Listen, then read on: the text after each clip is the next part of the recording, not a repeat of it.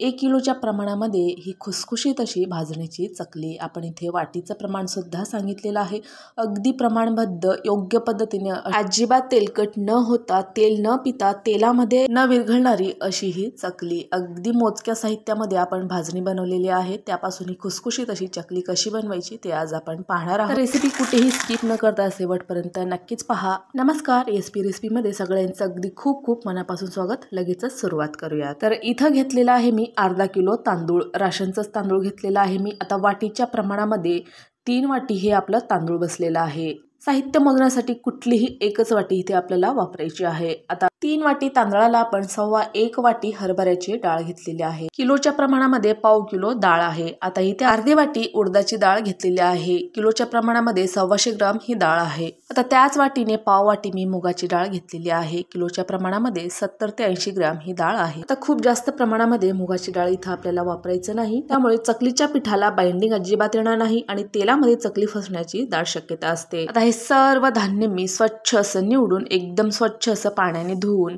घरामध्येच fan खाली वाळवून घेतलेला आहे। पाहू शकता, उन्हामध्ये आपल्याला अजिबात वाळवायचं नाही, नाहीतर चकल्या खूप ड्राय होतात आणि चकल्यांना तडा जाण्याची सुद्धा शक्यता असते। त्यामुळे घरातच फॅन खाली आपल्याला हे सर्व सुकवून घ्यायचे आहेत। आता इथं तुम्ही पाहू शकता चांगले असे मी सगळे धान्य सुकवून घेतलेले आहे। आता आपण हे सगळे भाजून घेणार आहोत। आता इथे मी तांदूळ हे 2 बॅच मध्ये भाजून घेत आहे। सुरुवातीला आपण थोडंसं तांदूळ घेतलेलं आहे। आता हे सगळे धान्य भाजण्यासाठी आपल्याला जाड तळाची आणि पसरट अशी कढई घ्यायची आहे, म्हणजे धान्य पटापट असे कढईमध्ये सरकले जातात, करपण्याची शक्यता नसते आणि चांगल्या पद्धतीने हे धान्य भाजले जातात। पाहू शकता अगदी मंद ते मीडियम आचेवरती हे तांदूळ मी जवळपास 7 ते 8 मिनिटे भाजून घेतलेले आहे। चांगलं असं हे आकसलेलं आहे। पाहू शकता अजिबात ह्यामध्ये ओलसरपणा नाहीये, पूर्ण असं ड्राय झालेलं आहे। तोपर्यंतच आपल्याला हे भाजून घ्यायचंय। खूप जास्त डाग पडेपर्यंत सुद्धा आपल्याला तांदूळ भाजायचं नाही। आता इथे पहा, हा आहे वरचा डब्यामधला न भाजलेला तांदूळ आणि हा आहे टोपामधला भाजलेला तांदूळ। फरक तुम्ही पाहू शकता। भाजलेला तांदूळ मस्त असं भाजून पांढरा शुभ्र असा झालेला आहे, ओलसरपणा अजिबात नाही। आता अशाच पद्धतीने मी सर्व तांदूळ भाजून घेतलेला आहे। आता आपण चणा डाळ भाजून घेऊया। तर चणा डाळ इथे मी कढईमध्ये घातलेलं आहे, थोडंच असल्यामुळे एकदाच आपण हे भाजून घेणार आहोत। तर हे सुद्धा अगदी मंद ते मीडियम आचेवरती आपल्याला खमंग खुसखुशीत असं भाजून घ्यायचं आहे। पाहू शकता ह्याला हलकेसे असे डाग पडलेले आहेत, इथपर्यंतच आपल्याला भाजायचं आहे। चांगली अशी ही चणा डाळ आकसलेली आहे। पाहू शकता एकदम ड्राय अशी झालेली आहे। आता हे आपण काढून घेऊयात। आता हे धान्य भाजताना एवढंच लक्षात ठेवायचं की गॅस मोठी करून आपल्याला अजिबात भाजायचं नाही, अगदी पेशन्स ठेवून आपल्याला हे सर्व धान्य मंद ते मीडियम आचेवरती भाजून घ्यायचे आहेत। तर उडदाची डाळ सुद्धा भाजलेली आहे। आता इथे मुगाची डाळ सुद्धा भाजून घेतलेली आहे। उडदाची डाळ आणि मुगाची डाळ भाजायला अजिबात वेळ लागत नाही, पटकन भाजून तयार होतात। आता इथे मी त्याच कढईमध्ये घातलेला आहे 2 चमचा जिरा सुद्धा मंद आचेवरती खमंग भाजून घेतलं। आता आपण तांदूळ 3 वाटी घेतलं होतं। 3 वाटी तांदळासाठी नाश्त्याच्या चमच्याने 3 चमचा आपण धणे घेतलेले आहे। धणे सुद्धा आपल्याला अगदी मंद आचेवरती खमंग असे भाजून घ्यायचे आहेत। धणे किती घ्यायचं ते समजत नसेल तर प्रत्येक वाटी तांदळाला 1 चमचा धणे आपल्याला इथं घ्यायचा आहे। आणि 3 वाटी तांदळासाठी 2 चमचा आपण जिरा घेतलं होतं, त्यावरून तुम्ही मसाला किती लागतं ते समजू शकता। तर इथे मी सर्व धान्य आणि हे मसाले पूर्णपणे थंड करून घेतलेला आहे। कोमट असताना अजिबात दळायला न्यायचं नाही, पूर्ण थंड झाल्यानंतरच दळून आणायचं। आणि पीठ सुद्धा खूप बारीक असं दळायचं नाही, अगदी थोडंसं आपल्याला जाडसर हे जाणवलं पाहिजे एवढं आपल्याला बारीक दळायचं आहे। आणि इथे आपण 1 वाटी पिठाची चकली बनवणार आहोत। तर अशा पद्धतीने आपण आठवडाभर आधी जरी पीठ बनवून ठेवलं तरी सुद्धा आपली दिवाळी सोयीस्कर होऊन जाते। तर 1 वाटी पीठ आपण काढून घेतलेलं आहे। पीठ भरताना मी अगदी हलकंसं असं थोडंसं दाबून भरलेलं आहे। आता हे मोजून घेतलेलं पीठ मी चाळणीवरून चाळून काढत आहे। पाहू शकता तुम्ही, गिरणीमधून कुठलंही साहित्य दळून आणलं की आपल्याला चाळूनच घ्यायचं आहे, म्हणजे कचरा वगैरे जे असेल ते निघून जाईल। आणि सगळ्यात महत्त्वाचं म्हणजे इथं मी मसाला तिखट घेतलेला आहे, जो आपला साठवणीतला मसाला असतो, मसाला तिखट तो 1 चमचा भरून घातलेला आहे। अगदी थोडीशी चिमूटभर हळद देखील घातलेली आहे। ओवा आपल्याला अशा पद्धतीने हातावरती चोळून घालायचं आहे। मसाला तिखट घालून तुम्ही चकली नक्कीच बनवा, खूप छान टेस्टी अशी लागते। लाल तिखट न घालता मसाला तिखट नक्कीच वापरा।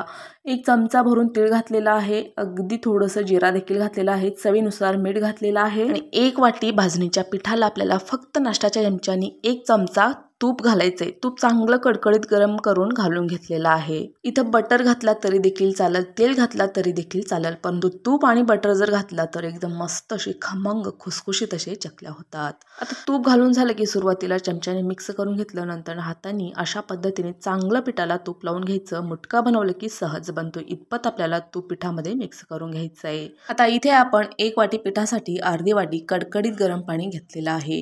पाणी आपल्याला कडकडीत गरम करूनच घालायचं आहे. कोमट पाण्याने अजिबात मळायचं नाही, नाहीतर पूर्ण पीठ फसून जाईल, चकल्या अजिबात होणार नाही. त्यासाठी कडकडीत गरम पाण्यानेच आपल्याला पीठ मळून घ्यायचं आहे. तर इथं अर्धी वाटी पाणी पूर्ण इथं लागलेलं आहे. पाहू शकता 1 वाटी पिठासाठी आपण अर्धी वाटी पाणी घेतलं होतं.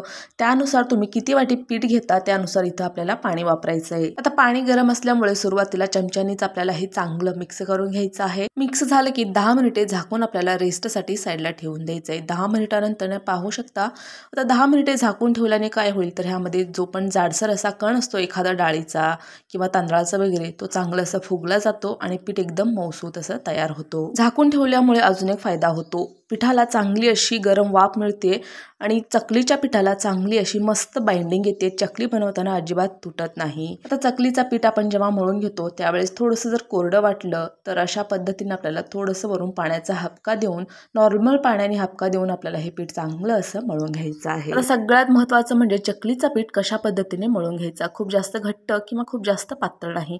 जास्त घट्ट जर झालं तर चकलीची तार बनवताना तुटू शकते, खूप ड्राय अशी होते आणि त्याला चिरा जातात. खूप पातळ जर बनवलं तर चकल्या तळून झाले की ते मऊ पडतात, तळायलाही खूप वेळ लागतो. त्यासाठीच आपल्याला मीडियम घट्ट मळून घेतलेल्या गोळ्याला जर आपण बोटाने प्रेस केलं तर त्या गोळ्याला चिरा जाऊ नये इतपत आपल्याला हे पीठ चांगलं असं मळून घ्यायचं आहे. मिनिटभर जर आपण हे पीठ मळून घेतलं तर चांगलं मऊसूत होऊन जातं. आता चकलीच्या साच्यामध्ये हे पीठ मी भरून घेतलेलं आहे.